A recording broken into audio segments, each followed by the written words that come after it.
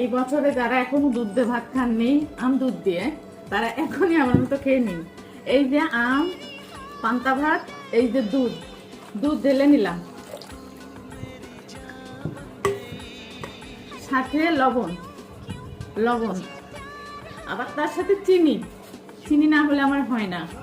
এই যে চিনি নিলাম, এখন মাখাবো।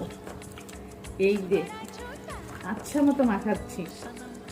হ্যাঁ, দুধটা বেশি হয়ে গেল, অনেক বেশি হয়ে গেছে দুধ। এখন যারা না খেয়েছেন তাড়াতাড়ি খেয়ে নেন, কিন্তু সেই মজা। এখন খাওয়ার পালা। আলহামদুলিল্লাহ, সেই রকম মজা। খেয়ে দেখবেন, অবশ্যই খেয়ে দেখবেন, খুবই মজা।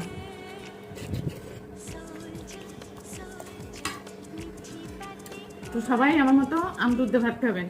তো আজকের মতো বিদায়, ভালো থাকবেন, আল্লাহ হাফেজ।